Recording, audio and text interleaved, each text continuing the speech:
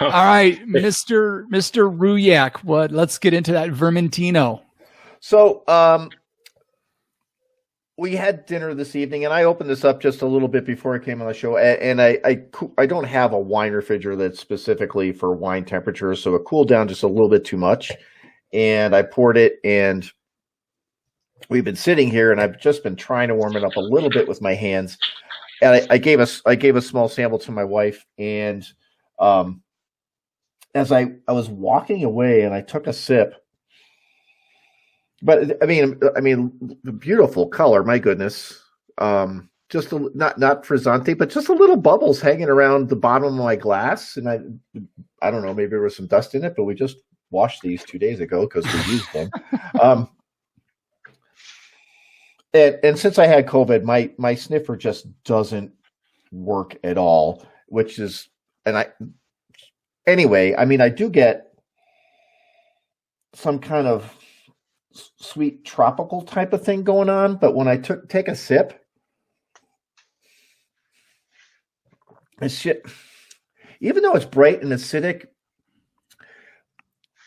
there's this softness to it that's really neat. And I just turned my head after I poured that little bit for my wife, and I swear I got a little bit of lemon zest.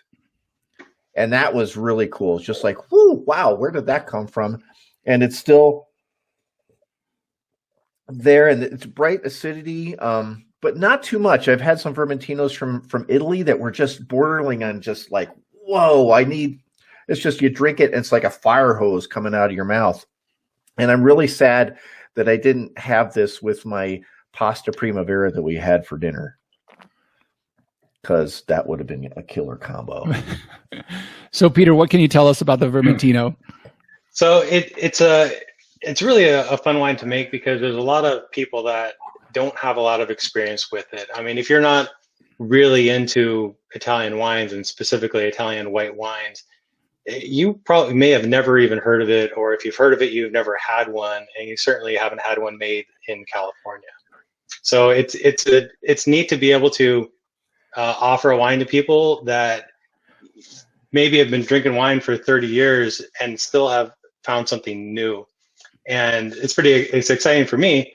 I didn't have much experience at all drinking it until we decided we were going to make it, and we said, okay, we got to study up a little bit and learn a little bit about this wine. Maybe we should taste one of these. I don't know. Yeah, when you're looking at making a wine, you taste it differently than you would if you're just having a glass of wine at a restaurant. So, and it's a fun part of the job, is to learn new things. So, the Vermentino.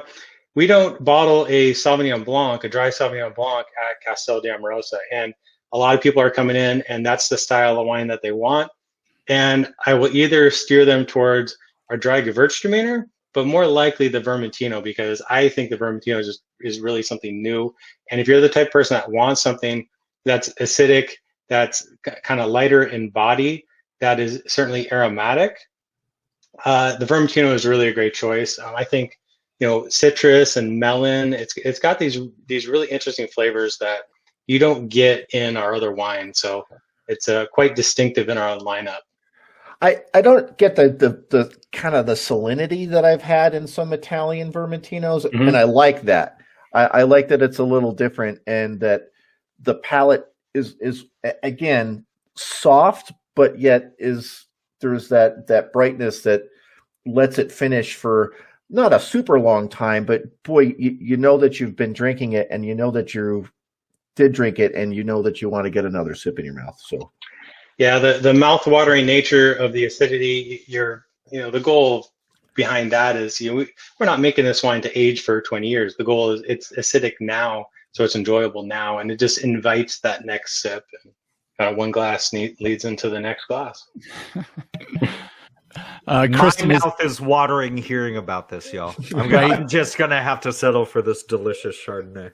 Kristen is commenting that the dry Gewürztraminer is just magical from you guys. That is the second bottle that I have, and I'm also looking forward to getting into sometime. Yeah, people are scared of that. They think it's always going to be really sweet, and our dry Gewürz is not at all what I would call sweet.